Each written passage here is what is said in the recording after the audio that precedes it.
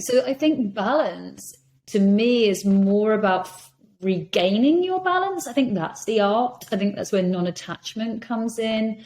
This recalibrating, I learned something new. How can I find balance in my system for that? Okay, this thing's happened, this life event, this piece of news I wasn't expecting, this little person waking me up or whatever, so, okay, what is it that I need to do to recalibrate for today to be able to face what challenges are in my life? And I think, everyone talks about work-life balance. And one of my little quirky sayings is I just think it's a whole life balance. There is no such thing anymore.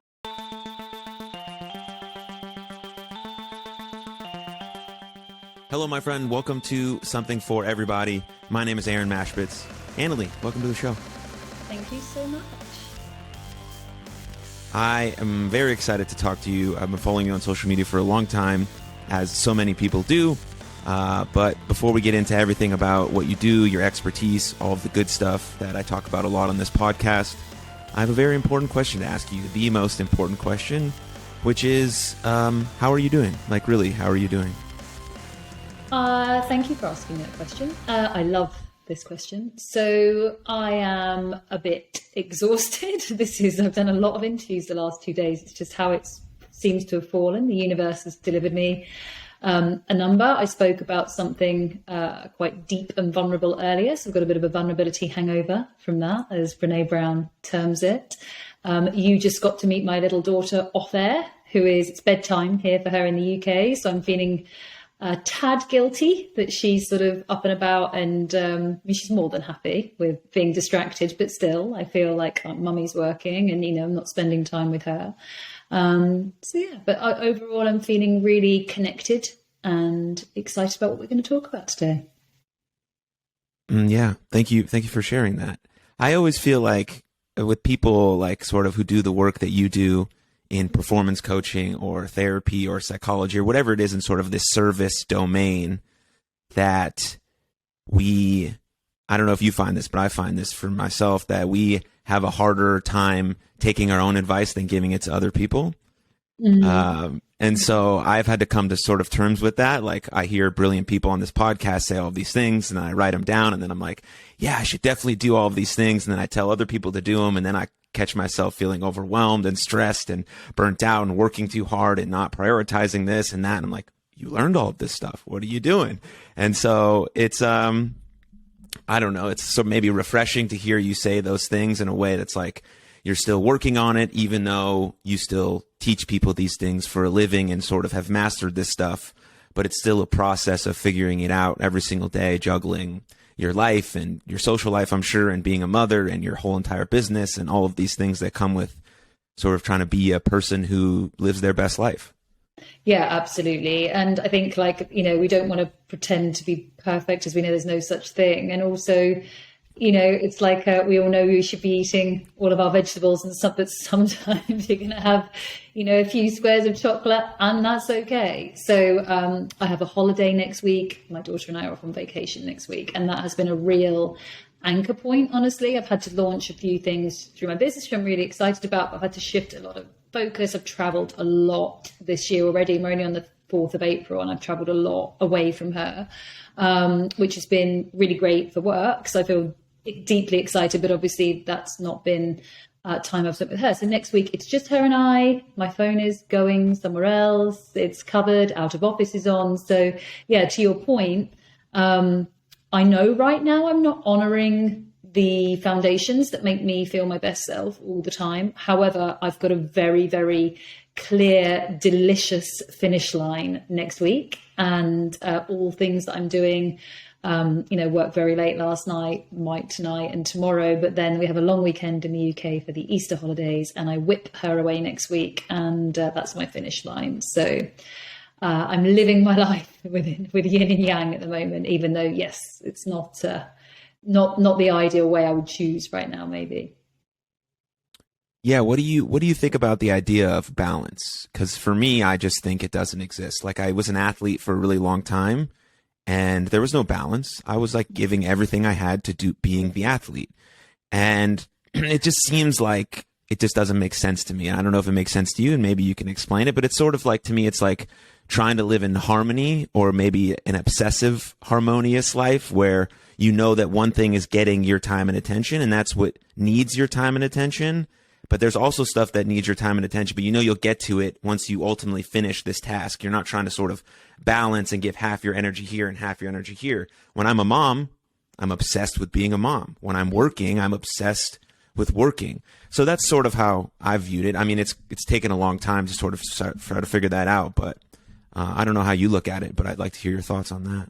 No, I like what you've said. And I think, again, that just adds pressure on that we're meant to get this balance right now as well. And it's like, what's that? Am I not even doing that very well? Like, I'm failing at balance, you know, oh my God, I can't even balance my own life. Like, oh, what does that say about me? You know, so I view it more like we have to constantly recalibrate, because let's be honest, like we get new information in the system, right? So like I might learn that, I don't know, I'm going to do intermittent fasting. I'm going to do, but like, you know, I might try something different, or I might add a new workout in, or I might, you know, whatever it might be doing. It's going to take a while for that to recalibrate through my daily life and my schedule. And then there's also things where, you know, if I use the example of my daughter, for example, like she is not a robot. I cannot control if she decides, you know, I might go to bed at 9 p.m. and decide I'm going to get up at 5 a.m. and journal with a matcha. But the reality is, if she decides that she's had a bad dream or something and gets into bed with me, and that's out the window, you know. So if I haven't therefore had the good night's sleep and, you know, all this stuff, then I'm, you know, I'm feeling like all I want to do is go and stuff my face with pastries, and I'm not really great for, you know, something else that day. And that's okay. So I think balance to me is more about regaining your balance. I think that's the art. I think that's where non-attachment comes in. This recalibrating, you know, I learned something new. How can I find balance in my system for that? Okay, this thing's happened, this life event, this piece of news I wasn't expecting, this little person waking me up or whatever, you know. So, okay, what is it that I need to do to recalibrate for today to be able to face what challenges are in my life? And I think, you know, everyone talks about work-life balance, and one of my little quirky sayings is I just think it's a whole life balance. There is no such thing anymore. And so again, rather than this, you know, should, the inner critic territory, which I'm sure we'll come on to, but rather than feeling that we're failing at, you know, something else again, let's just look at our whole life. Let's look at everything in it that's important, and let's just look at where we need to recalibrate. And more often than not, that's stripping the engine, not putting more in. So I'm with you. I think the art of balance is actually just regaining your balance when you've been knocked off center, possibly even linked to resiliency, actually, especially you'll know from years in performance and as an athlete. Yeah, it's like sort of like walking like a tightrope. It's like you have this like dynamic equilibrium. Like nothing's ever just like, okay, I'm here on flat ground. Everything's all good all the time. Nothing like, you're just like, okay, I got it. One step in front of the other, one step in front of the other, one step in front of the other. And then I like to break it down sort of like you're saying, in like the whole life balance, like thinking about it like energy, work, and love. Those are the three areas of my life that I think about. And if my energy is right, that means I can give deep love to whoever it is, parents, friends, partner, and I can do deep work. I can go 90 minutes on a work bout because I've fixed my sort of energy. And then I know that in those times, those are the things that are getting everything of me. And so it's just easier for me, at least, to break it down with those three parts than think about everything, my whole existence, all of the time with everything that's happening. And how can I do this and that? And the whole world is falling apart or not falling apart and this and that. It's like, holy fucking Christ. What am I supposed to do with all of that? But if I can be like, okay, energy, work, love, that's me, deliberate attention to that, and then we move forward and see things as they come. I love that. I absolutely love that. I think there's also quite a lot of pressure in this like wellness aesthetic, in sort of you know, that you're not even doing like wellness right. You know, like I say, I actually, you know, like I don't journal, you know, so I understand the benefits. I see why it's terrific. It's not for me. It's just not one of the things. That's not the way that I need to discharge stress. My writing is appalling, so it probably stresses me out more trying to look at like disaster on the page. But I solve or reflect or kind of, I need to speak it out. And there's actually a function on WhatsApp where you can WhatsApp yourself. So I often WhatsApp myself, especially when I'm driving.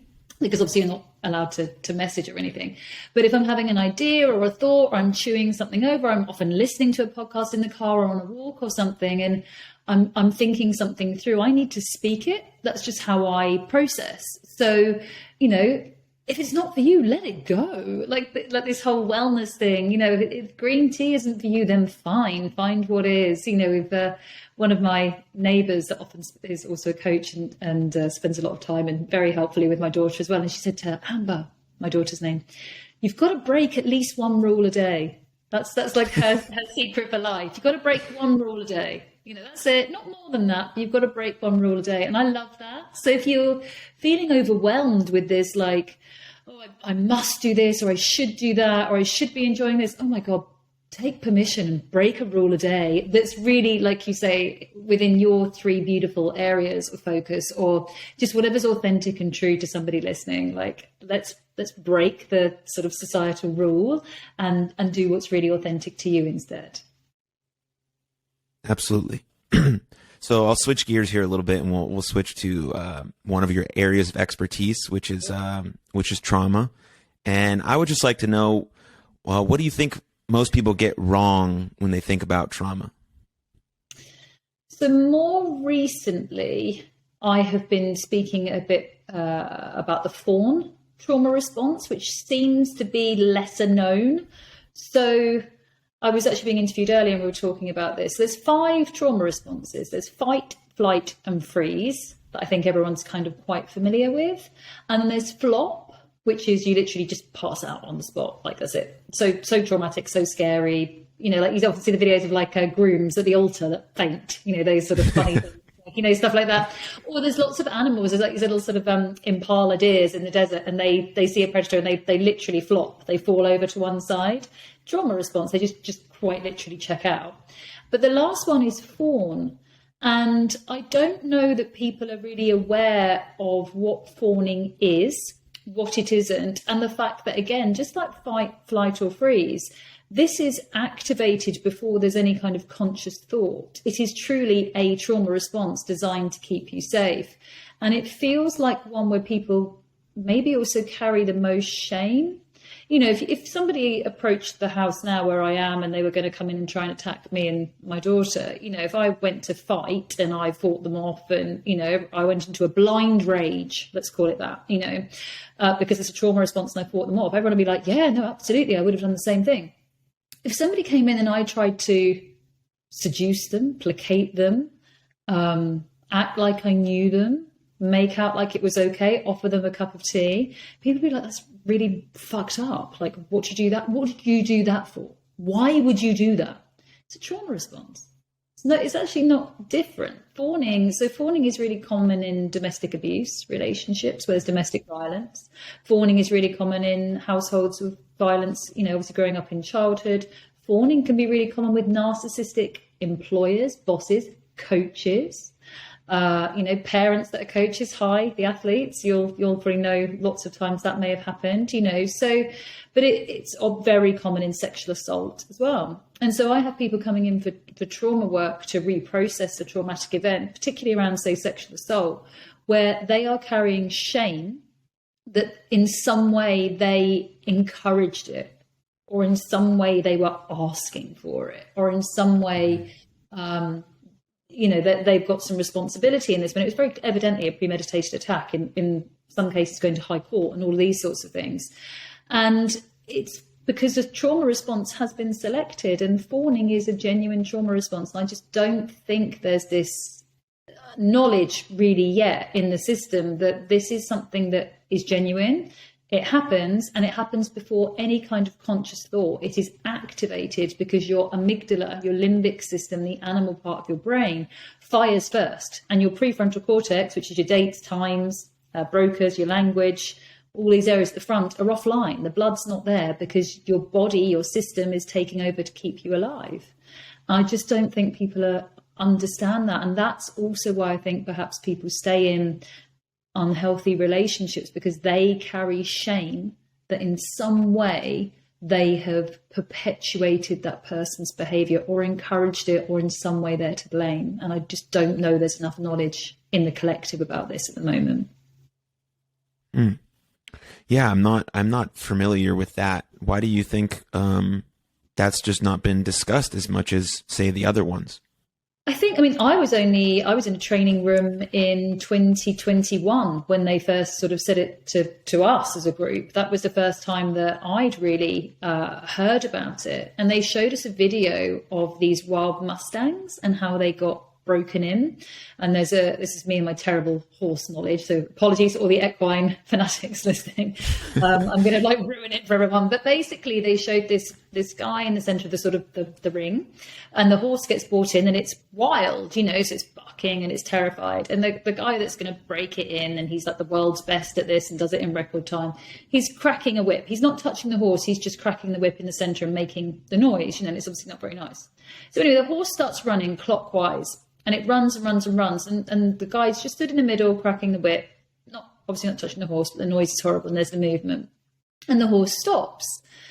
Anyway, the guy's still cracking the whip. And so suddenly the horse literally turns around and retraces its steps, the exact same number of loops and steps to go back to exactly where it started. Nothing's changed. The guy's still just cracking this whip.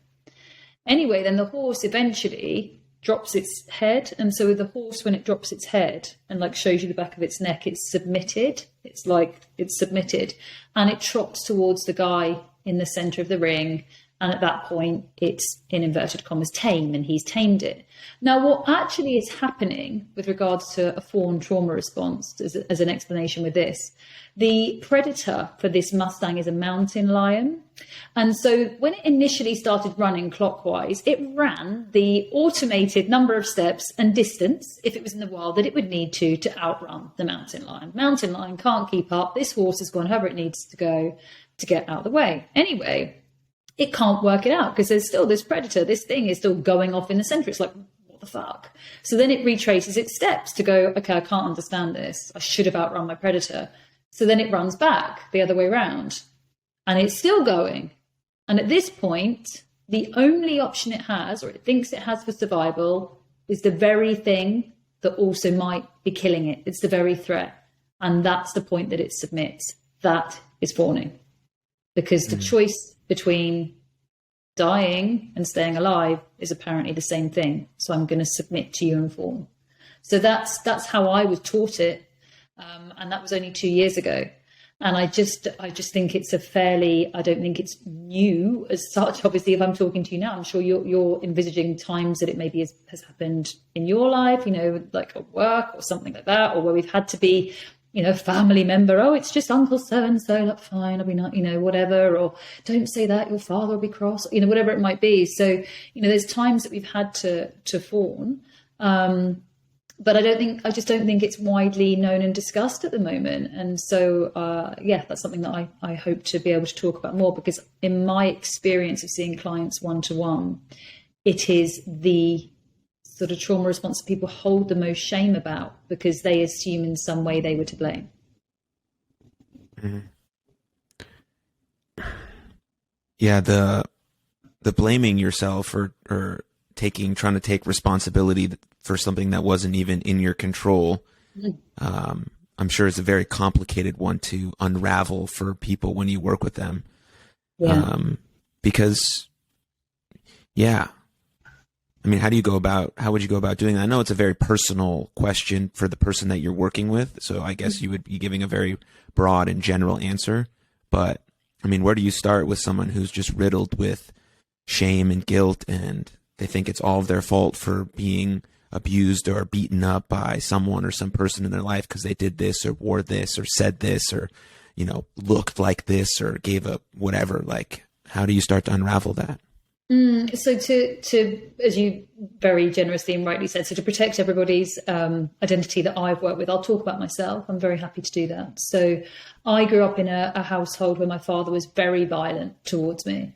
And for years, because he told me it was my fault and I had made him do it, my behavior or whatever I may have said or how I looked at him or something like that, I made him do these things, these violent acts. And so, I grew up assuming that I am bad, because that shame language, shame is I am. It's a felt sense. It's actually very, very difficult to verbalize shame. It's really hard to talk about that. Like you met my daughter at the beginning, and if I said to you, "Oh, Aaron, do you know what? Like I said, check in. I'm not spending as much time with her as I should. I'm feeling a bit guilty. I'm feeling, like I've not done the best as a mummy." And you'd be like, "Oh, yeah." If I say to you, "Aaron, I really should have been spending tonight with her. I am a bad mother. I feel sick. I feel sick saying it, and I'm giving you an example. Like, I am is a felt sense." So people come away from trauma with the I am language, which I am is shame language. So I am broken. I am a failure. I am wrong. I am unlovable. I am unworthy. I am incapable. I am helpless. I am hopeless. I am weak. This is shame language that lives within us. And so then we view the world through the lens of this shame language, like I am weak, I am bad. So then I start growing up assuming that I am this awful person who drives. I'm so disgusting. I am disgusting. I've had that a lot. I am disgusting. So I am someone that, has driven my parent, my caregiver, who should love me more than anything in the world, to be physically violent towards me because I'm so awful. That is the lens that I assume must be true about me. And so the way that I found healing myself, because we work in this modality and you're doing coaching and healing work, but it was EMDR, the process, which is eye movement desensitization reprocessing, which is a technique that I use as one of my skills. I remember going to my therapist, who was amazing, and having this done. And there was a belief that I'd had in my system since I was 7, when my father punched me in the face in a restaurant and my nose bled. And my mother wasn't at dinner that night. And I remember the worst part was going back to the apartment. It was on a holiday in Europe, and going back to the apartment, and I could see them kind of colluding between them to, in some way, kind of shake off what had happened, rather than saying sorry or it was wrong, or obviously it had to be my fault. So at the time, boys in my class were beginning to get nosebleeds as adolescents. It sort of happens to boys at that age. And they were like, "Oh, well, you did say you'd never had a nosebleed. Ha ha." Like it was a Christmas gift or something. Now, honestly, for years, even though I knew rationally that was not okay or right, I still believed in some way I must have said something to make him do that. I must have said the wrong thing, or looked at him in the wrong way, or I must have been bad. And it wasn't until I did the work with my own therapist, and she said to me, "You're not far, my daughter is 6.5. She's like, you put her in that chair and you say if in any way that was her fault." I mean, I can't even bear the image. I actually, I've done it in the past. I've had it reprocessed. But the thought of putting my daughter in a chair and having a man punch her in the face from anything she could have possibly said, like, just hideous. So it's and I've done that work with clients as well, is asking them whether they have their own child, or a niece or a nephew, or a child that they know in their life, or even their inner child, and placing that inner child from that event and understanding, was it their fault? Because we come away with this messaging assuming the I am, and in mine it was I am bad. So that was how I worked through that for myself, and I no longer hold that belief or any of those beliefs about myself. And I've had that reprocessed out of me as well, and done a lot of work in that area. But it's shame in those regards is something that really can become a lens that we view our life from, and it's deeply isolating. When you feel ashamed, you think it's only you, and you really do. It's this horrible I am, this felt sense, and it can be incredibly isolating and incredibly lonely. How did that show up in your life before you got healed from it, before you decided to make that move? Was there a tipping point that decided you to reevaluate and sort of get into the healing journey? What was that all like? Well, I mean, I distanced my parents when I could, when I was sort of financially autonomous and able to, and old enough, frankly. And then everyone's like, "Oh, but they're your family, they're your family." It's not violent and terrifying. And so that was sort of one step, was to finding autonomy. And that was very difficult because people don't really accept or find, much better now, I would say. This is where Instagram and social media is very good because you can find community of people like you. Whereas, you know, you can feel really odd. And again, more shame. You haven't got a relationship with your family, you know, so that can be deeply isolating. So that sort of in itself, me establishing myself and finding my center. I'm deeply spiritual, and I found a path of spirituality, which has been a huge bedrock for me. So having a belief greater than myself has been incredibly helpful. But yeah, absolutely, it did show up in my life because it showed up in, say, romantic relationship. It showed up in jobs because I was quite afraid of, you know, I wouldn't put myself in a situation where there could be, say, conflict with men. And I would be really frightened. And I would also deeply repress my vulnerability. My father stopped being violent towards me when I was about 14, I think. I remember saying, you can do it, but it's just going to hurt me briefly. Basically, I'd checked out so much, and he didn't do it after that. I think maybe he couldn't get the rise, I don't know. And but I'd learned, you see, I'd learned to lock away tears. I'd learned to lock away feeling. I'd learned to lock away vulnerability. And I carried on with that locked away for a long time. And it's been probably the bigger work for me, bringing that back out into the light and really being okay with being vulnerable, like asking your question at the beginning. That's a very difficult question, you know, for people to answer. That is when I do a very similar question at the beginning of workshops. And when I was doing those on lockdown, that question, how are you feeling? And you're not allowed to say good, fine, or okay. I would have swathes of cameras going off, and I'd get messages. I'm so sorry, I couldn't keep the camera on. I was crying. I'm so sorry, you know. And so it was, that's always the point, that people really kind of connect to exactly where they are. And I just spent years with layers of armor on because that's how I'd learned to cope. So the deconditioning, I would say, has been the bigger work for me, is learning to be vulnerable, and that actually is my superpower. Yeah, you unlocked yourself, you unlocked your emotions, and obviously that's why probably you got into the work that you did, right? So you can have other people have the same sort of revelation, transformation that you encountered. Yeah, absolutely. I mean, you can see people as deeply as you've seen yourself. And I've tipped Pandora's box upside down and thrown it on the floor. And yeah, I've, obviously still got work to do, and I will do work every day for as long as I'm on this earth, because it's just sort of who I am. And, in service of others, that's why I do it as well, as try and bring the best experience and understanding to my clients. But yeah, had I not have had the experiences that I'd had and found things that genuinely work, there are a lot of people that are out there kind of making wild promises to help people that are really struggling, and I find it abhorrent. I really don't understand. I'm sure you see it. It's everyone's out to make a buck, and I get it. But in the healing space, when people are really struggling, for example, I've always got a couple of fake accounts, always. So there's a couple of fake accounts at the moment that are contacting people. As soon as someone follows me, it seems that they follow them back and contact them and say, oh, this is Annalie, and I feel a real connection to you, and I want to do a reading. And a few people have sent them money.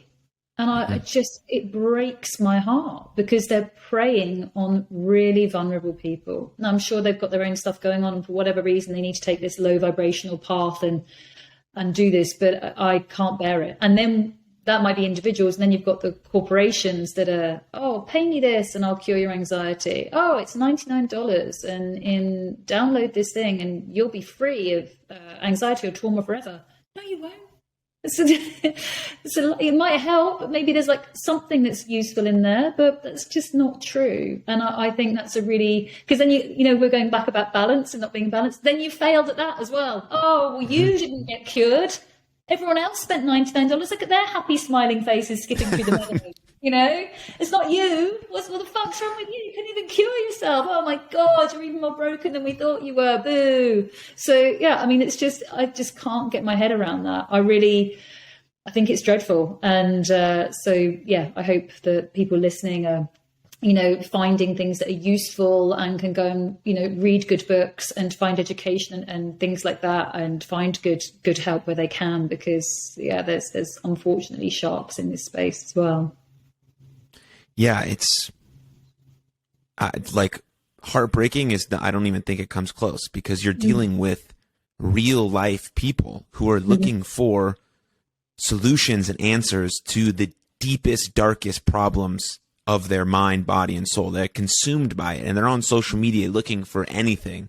And also the people who are doing it, like you said, are probably consumed by the same thing, but this is their outlet. And then we have people who are just throwing around these hacks, these quick fixes to things that cannot be quick fixed. Like, yes, there are certain things I can do in the moment that will help me feel better in the moment.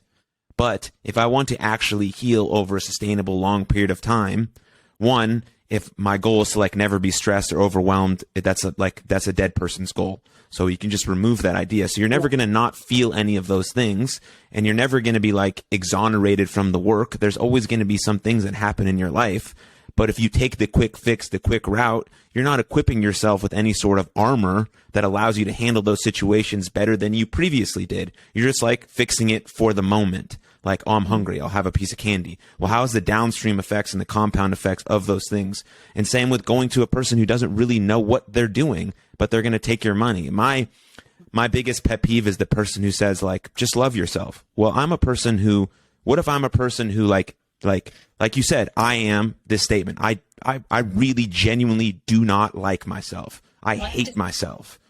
I mean, I've had more than one person say that, and that's their underlying belief. I am disgusting. So yeah, how, like, love yourself. Oh, there's a bit of a gap. Like, that's like, yeah. It's like telling me to put on some running shoes and go sprint across America in 25 minutes. Okay, sure. Yeah, definitely. I'll do it. I'll get that done. But like, I understand that we can have a North Star of, okay, eventually I want to love myself or love parts of myself or acknowledge the good parts of myself. Yeah, that's my North Star. That's my guidepost. That's my light in the sand.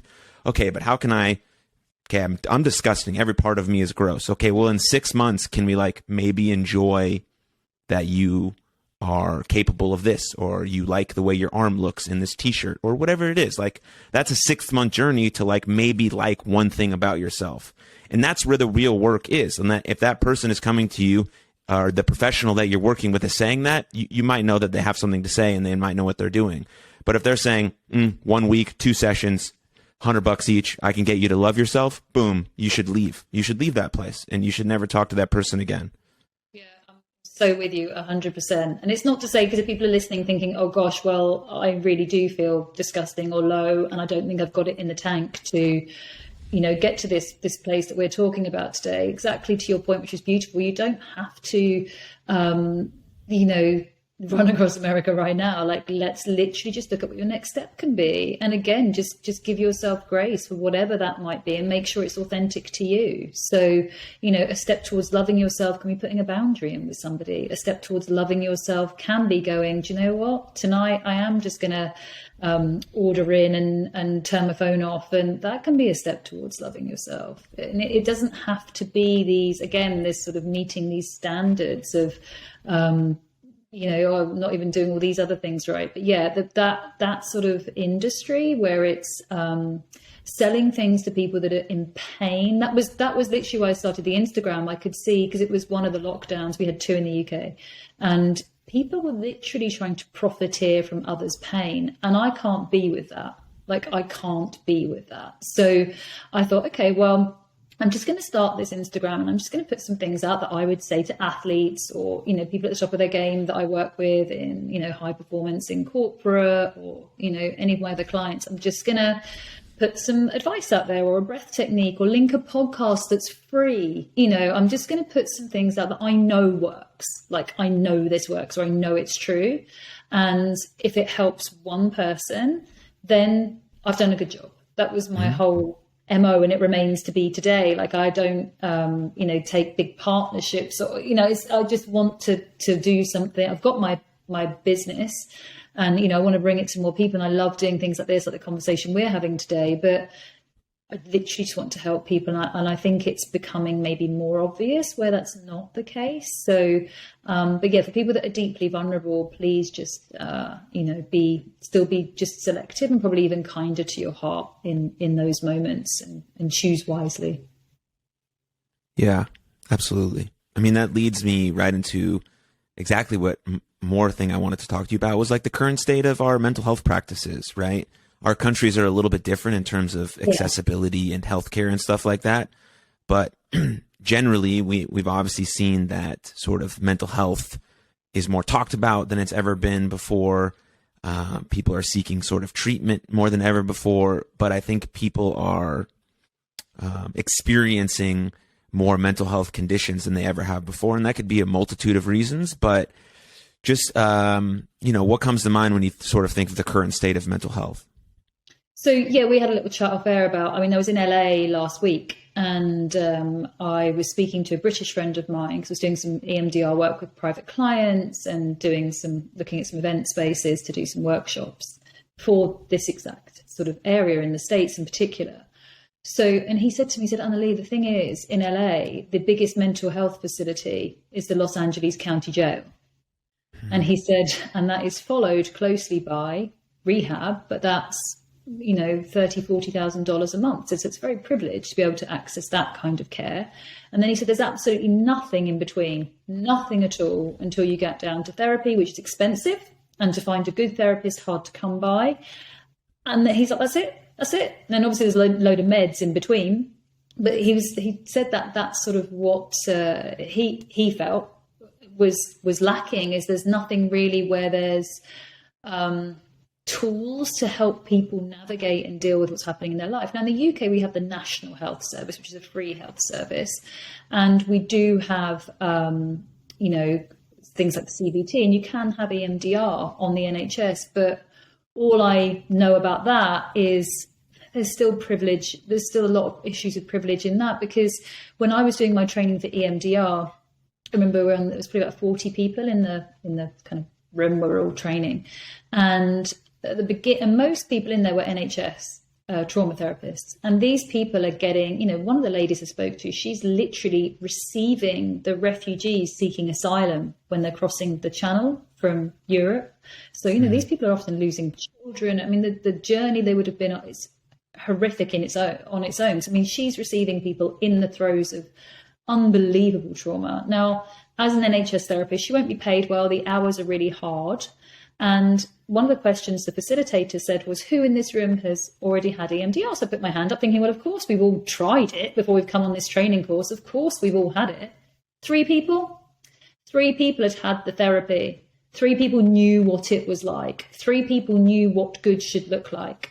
So there is still issues with privilege. I was able to pay to go to a private therapist who I know, who I'd found. That's because I wanted to try this therapy before I invested in the training course, but also because I will not do anything or say anything that I don't believe in. I like to sleep well at night. That's my, that's my sort of MO. But it really rattled me to think, oh my goodness, these are really good people doing incredible work, and frankly, a lot braver than me and in much tougher conditions, but they'd never experienced EMDR for themselves. So how on earth do they know what good looks like? And then that's obviously what they're doing with their clients. So there is still an issue with, albeit that there is accessibility here in the UK, there's still an issue with the investment that's being put into the practitioners that you're able to access. And then something else that I read that was sort of, yin and yang, balance, was that TikTok, because it's more anonymous. So if you and I were friends on TikTok, I wouldn't see, say, if you'd liked something or if you'd followed someone. So it's very anonymous in that way. So the positive about that is that more and more people are looking at mental health on TikTok because you say can't see. So people are less scared about, accessing different influencers or content. But the knock on, a bit like our earlier conversation to that, is it's obviously not regulated. It's social media. So again, somebody could be out there saying, hey, pay me this, or I'll cure this, or just do this thing with a balloon for your anxiety. And it's not necessarily good advice. So that's good that there's a platform that people are going and searching, and there's anonymity, and maybe there's not just a conversation, but there's more interaction there. But obviously it's deeply unregulated. So you don't know that the advice that you're getting is valid. And people are diagnosing via TikTok, self-diagnosing. So particularly younger people, the very vulnerable, are kind of going, well, I've got da-da-da because I've seen this video on TikTok. So it's good that the conversation is there. It's maybe not ideal that it's not regulated. So yeah, I think there is a gap everywhere for where, again, unfortunately, like all things, privilege is kind of playing a very big role. And you can work for a fantastic, huge organization where they make big investments. One of my friends works for a large fashion company, and they have an hour of therapy a week paid for by the company. And you get to select, isn't that amazing? Tech, fashion, and you get to, and I went and did a workshop, so they really, really mean it when they're investing in their staff. And then you get other huge global corporates that sort of say it, but really they want to tick a box. And again, it's finding, authenticity and integrity within that as well. Yeah, the mental health in the workplace can't just be like an optics thing. There's trauma in the workplace as well. There's a lot of trauma in the workplace. Yeah. Narcissism exists in corporate because like everything's got a role. So a lot of CEOs in corporates are narcissists because, to be frank, some of that is beneficial in that role. Now, I'm not saying for a second I think it's a good thing, but what I am saying is, I personally couldn't lay off 3,000 people a day before Christmas or like a week before Christmas and just be cold as ice about it. It's one of the reasons I don't have a job like that. I couldn't make a team, spend 2 nights in the office and call them every day on their holiday and like expect them to work or do that myself for, a share, obviously a bonus and shareholder and money. That's just not how I'm built. So I couldn't do that. But you do need to have people that are able to dissociate or have less empathy in certain areas that can make these decisions. So this is where it is maybe useful. I try and look at, everything being quite namaste as to, okay, well, where does this have a role? And you can see where that might be better suited. But there's absolutely trauma in the workplace. And again, I think that's maybe something that is beginning to come to the fore. We talk about politics and we're always like, oh yeah, there's politics at my company or this or that. But now thankfully we have some more work from home practices and genuine flexible working, but typically you can't escape these people. Then there's things like, well, I'm going to know where you're logging in because I need this VPN, or I'm looking up at this, or I'm checking in on that. And you can end up just existing in survival zone for days and weeks and months on end. And that is incredibly challenging for your mental health. Well, yeah, I mean, you spoke about trauma responses earlier. If someone has a trauma response from their childhood and every day they go to work and their boss just screams at them for no reason, how are they going to respond to that? They're going to lock away. Their emotions are going to be tied off. Then they're going to go home to their partner and not be able to express their day or how they feel. And all of these things snowball and compound. Like, there's not just like one thing and then that's it. That's the only place it happens. Like, I coach a 14-year-old baseball team. And I talk about this all the time. Like if the players who are on the field see their coach scream and yell and throw equipment, everything after a mistake, one, they're obviously going to do that on the field when they do that. But now they go home or they go to school and they get a bad grade on their test, or their mom tells them to do something and they don't want to do it and they throw a fit. Baseball and school and laundry seem totally unrelated. Why are they doing that? Well, I saw the guy that I look up to and mentor and see as a role model throw a tantrum, throw his bucket of baseballs, yell and scream. So I'm going to do that because that makes sense. That's what adults do. And so everything has an effect downstream. And so if you want to really look at mental health in the workplace, just as like we're just doing it, so when we get reviewed by human resources, they're like, we're good. We did it. We had the workshop of 1 hour where everyone is healed and everyone's good over 30 years of their life, and 1 hour by this one person who's overextended and overworked and all of this stuff. Like, great, we're done. Instead of like actively trying to take care of the people that are working for you. Like if you're only driven by money, you would still think this is a really good idea because people are going to be more productive, more efficient, more happy, more energized. They love work because they've taken care of themselves. So if you're only driven by money and you care less about the people that work for you, which is, beyond me, but then you could still see the benefit of actually taking care of people's mental health on a day-to-day basis, or having someone who's in there that works with the company, like a sports psychologist works for a sports team or whatever the case may be is. But then you get into the other issue of like, there's not enough practitioners Then you get into like licensure and is non-degree people allowed or is only degreed people? I can only work in this state with this person because this is what the mental health license is. And that's a whole fucking mess. And so it's like so many downstream things, which, I think about a lot, but that's sort of, my take on it. No, I'm completely with you. And I just think about, I think there are good things that are happening. The language change is great. But yeah, exactly to your point, if you've already got pre-existing trauma, and remember that shame language, I am disgusting, I am unworthy, I am a failure, I am bad. I mean, what a place to go and get that revalidated. In like you say, in sports, in a workplace where, I am bad. Oh, well, I didn't get my numbers this month. I am bad. Oh, my boss is having a go at me again. I am bad. Like, what a place to get that going, keep that alive. Yeah. So, well, I mean, yes, I've sort of been in this space for like the last 4 years. I got into it in 2018.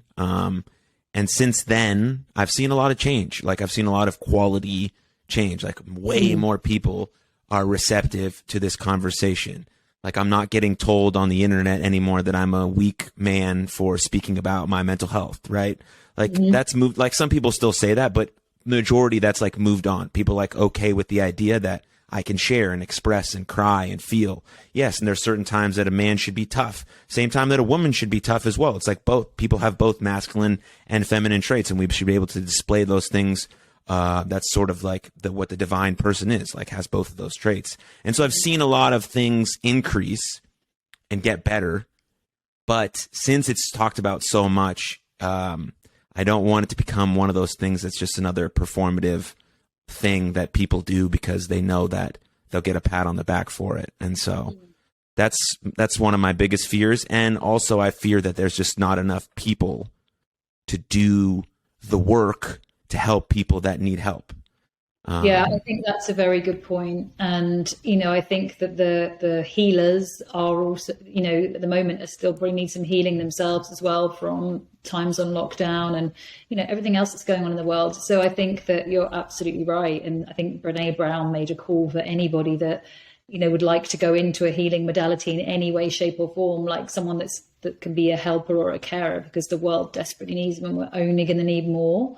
So yeah, I'd like to echo what you're saying there. It's the more people that can be in that space because it's difficult. I won't work with minors because of transference, and transference, for anyone that doesn't know, is when you over empathize with a situation. And my daughter's nearly 7, and there are people in the world that are just incredible and can work with children that have been through trauma. I can't.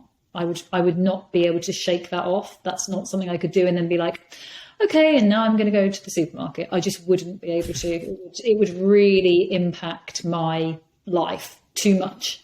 And I know that. And so given that, I do think I would still be able to do a good job for that client. But given that my professionalism, I have to say, no, that's not something that I'm prepared to do. So I personally will not work with minors.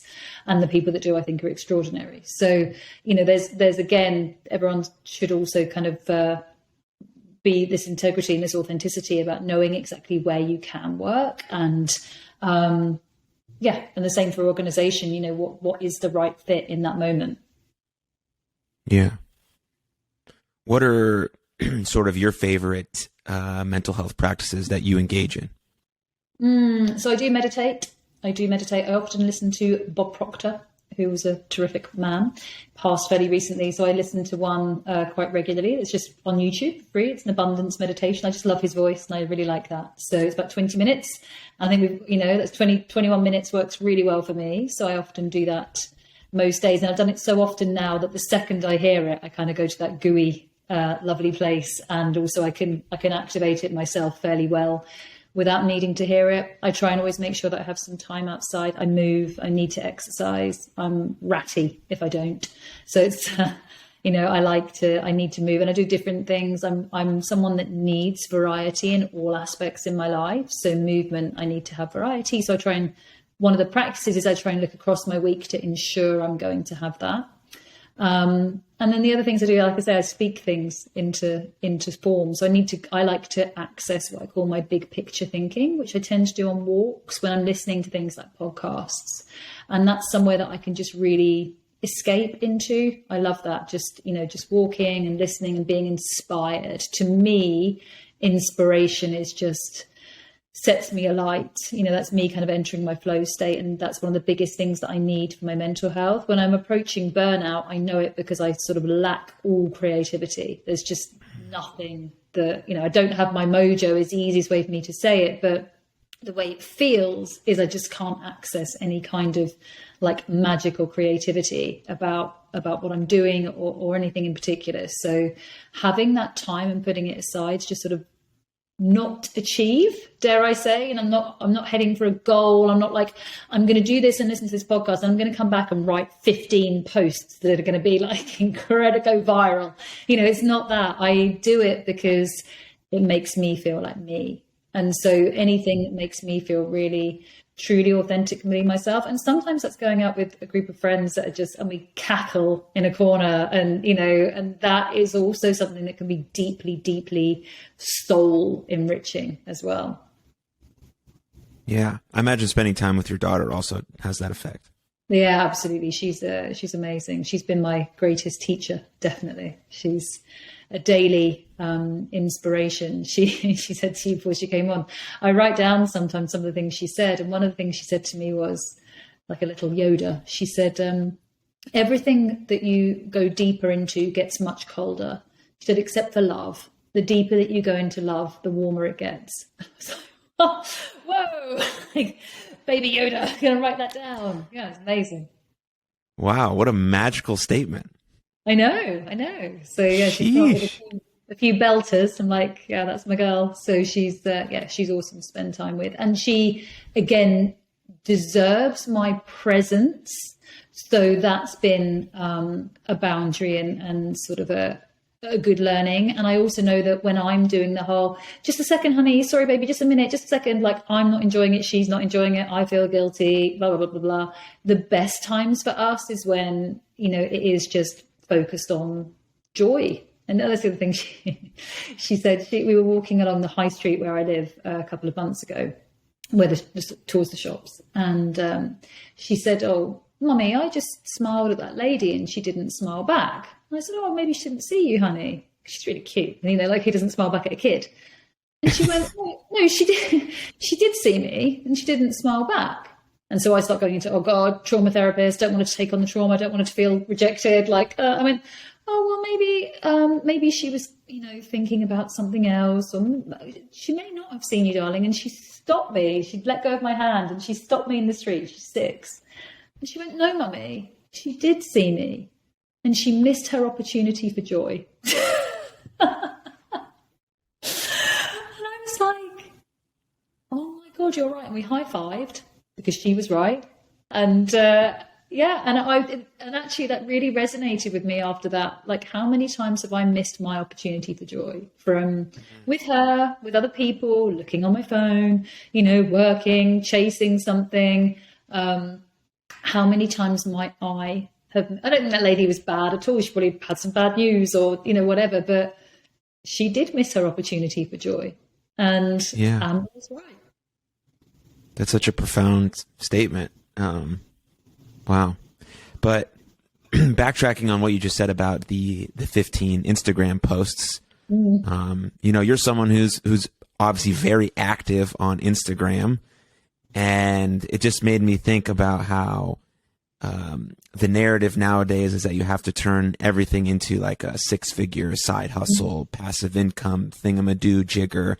And if you don't have multiple streams of income, then you're not really doing it. And it's like, man, can't I just like do the thing that I like to do and just like do it because it revitalizes me, it brings me joy?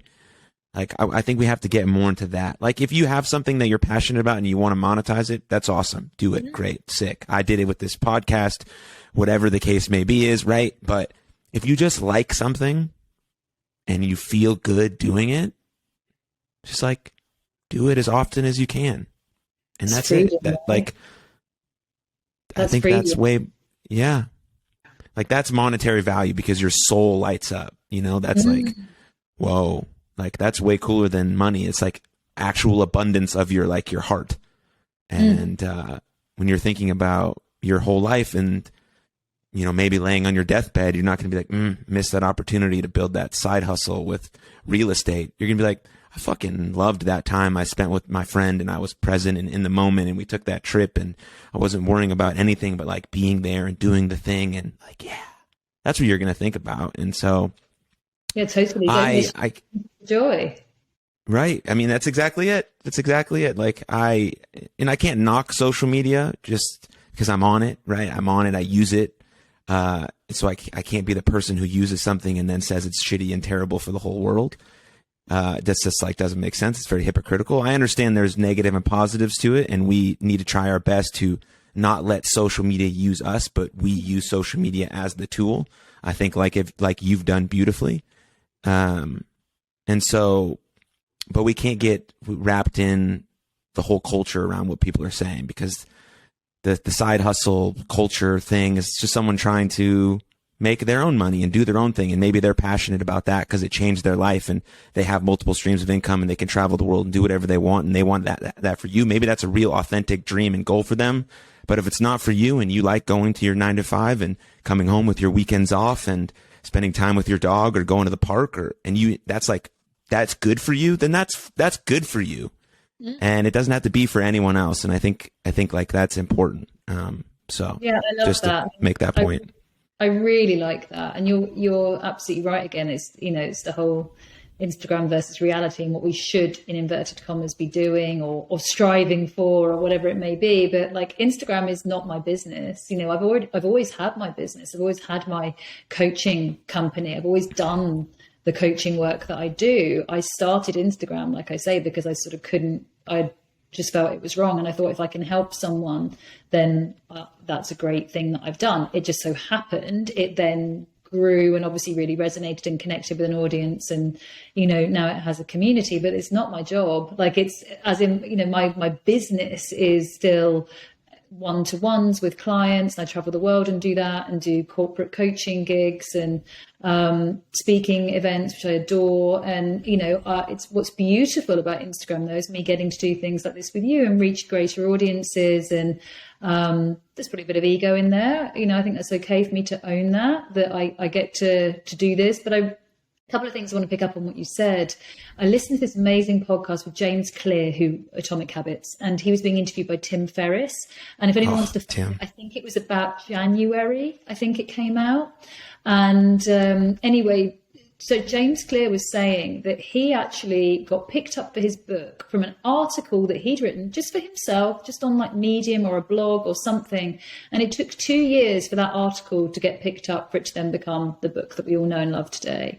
But he was just consistently tapping away. It wasn't like he had some, you know, it was something that he wanted to do. And then the other thing he talked about, because he has this incredible mailing list, he's got like 2 million subscribers on his mailing list.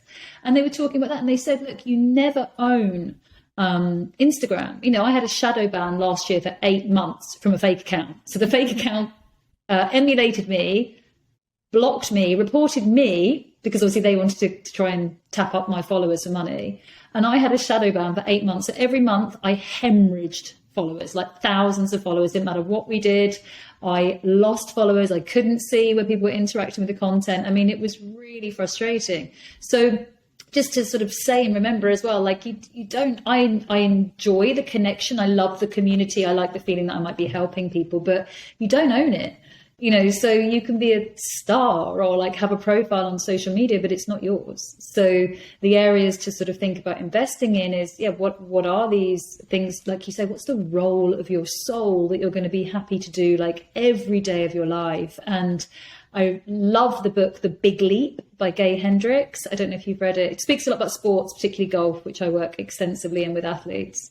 And it's just a lovely book. It's beautiful on audiobooks, quite short. I'd recommend it if someone wants like an entry level. Lovely. And he says about finding something that you can do where it doesn't feel like work. Like what, even if it's a side project, right? What's the thing that when you do it doesn't feel like work, and find a way to get paid for that.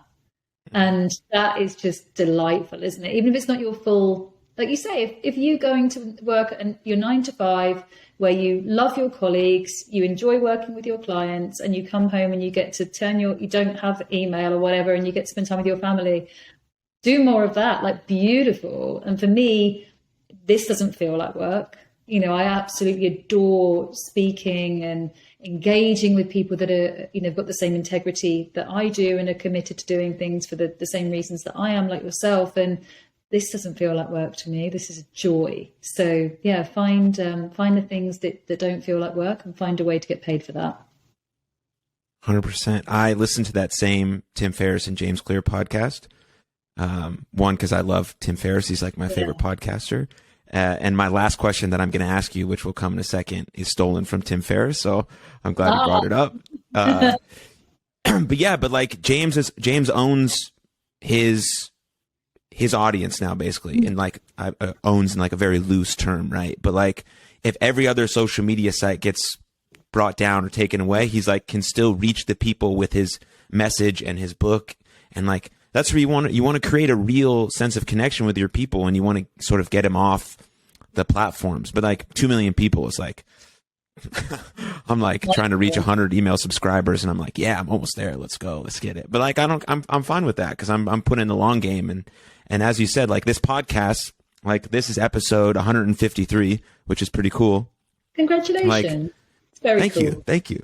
Yeah. So like almost 3 years into it, I mean, like I would do it if still no one listened, because I'm getting a bunch of wisdom and insight from you that I've written down that I'm going to put into my life. That's going to help me with other areas of my life. How cool is that? Like in no other time do we get to have an uninterrupted conversation for an hour. Like my phone's off. I'm not doing anything else but like looking at you and listening to you.